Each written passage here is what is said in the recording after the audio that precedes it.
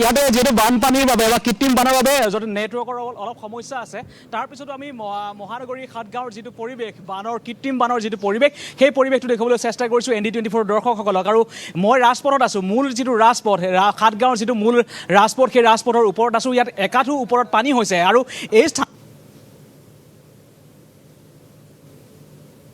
SDRFৰ নাও চলিছে আৰু SDRFৰ নাওত মই খন্তেক সময়ৰ পিছত মই যাবলৈ চেষ্টা কৰিম। SDRFৰ নাও যেতিয়া মই পাম তাৰপিছত মই ভিতৰ ভাগলৈকে প্ৰৱেশ কৰিবলৈ চেষ্টা কৰিম। সাতগাঁও হাইস্কুলৰ যিটো শিবিৰ আছে সেই শিবিৰটোৰ পৰা মই পৰিৱেশটো দেখুৱাবলৈ চেষ্টা কৰিম। তাত কেনেধৰণৰ কি তাত বান পৰিস্থিতি বা সেই শেহতীয়া যিটো পৰিৱেশ সেই পৰিৱেশ পৰিস্থিতি সন্দৰ্ভত মই বুজ ল'বলৈ চেষ্টা কৰিম। তাৰ সমান্তৰালভাৱে ইয়াৰ যিসকল লোক এই মুহূৰ্তৰ ৰাজপথত যি বিভিন্ন কাম কাজত তেওঁলোক অহা যোৱা কৰিছে তেওঁলোকৰ পৰা মই কিছু কথা পাতিবলৈ চেষ্টা কৰিম। দাদা আপুনি ক'লৈকে যাব? সাতগাঁও গৈ আছে। কেনেকুৱা পানী? আপুনি ভিতৰলৈকে আৰু বহুত বেছি পানী, ইয়াতে একাঠুৰ ওপৰত পানী হৈছে। কি কৰিম, উপায় নাই।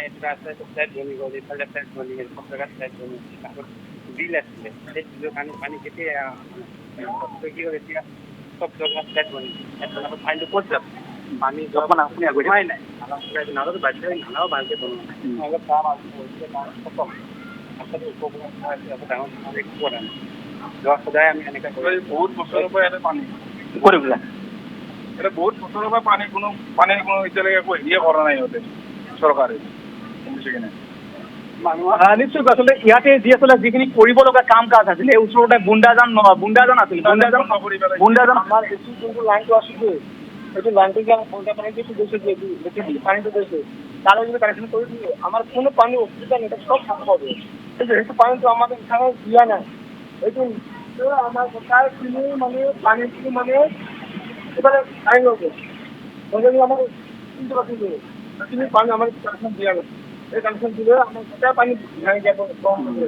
আজি মানে হোৱা নাছিলে অলপ কাউন্সিলৰে যাব অহা নাই ইয়াত। কিমান নম্বৰ পৰে এইটো ৱাৰ্ড? আপোনাৰ ৱাৰ্ড নম্বৰ 48 নে 48 মানে এতিয়ালৈকে আপোনালোকৰ সাতগাঁও হাইস্কুলৰ কিবা আশ্ৰয় শিবিৰ এটা বনোৱাৰ কথা আমি গম পাইছোঁ। তাতে মানুহ আছে নে কিবা গম পায়নি? তাতেতো এতিয়া আপোনাৰ মিলনপুৰ ক'ব গ'লে এতিয়া তাতে 50 মানুহ এতিয়া পানী তলতে ডুবি আছে। সিদিনাখন আহিছিলে, প্ৰশাসন আহিছিলে, কিবা বুলডোজাৰ লৈ আহিলে, কোনো ৰিলিফৰ ক্ষেত্ৰত তেনেকুৱা একো গম পোৱা নাই বৰ্তমানলৈকে। এতিয়া আপুনি ক'লৈকে গৈ আছে? মই আপোনাক গৈছিলোঁ গৈছিলোঁ অফিচটো যোৱাই নহ'ল। এতিয়া আপোনাৰ ঘৰ? এতিয়া আপুনি এনেকে খোজকাঢ়ি যাব লাগিব? খোজকাঢ়ি যাব লাগিব।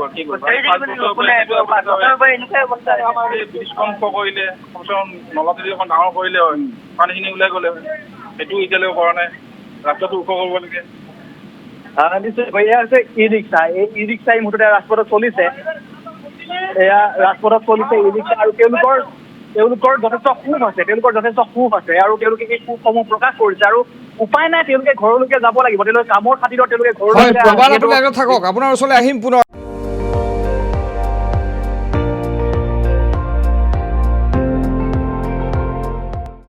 আপুনি চাই আছে ND24, সৰ্বশ্ৰেষ্ঠ নহয় সৰ্বোত্তমৰ দৌৰ।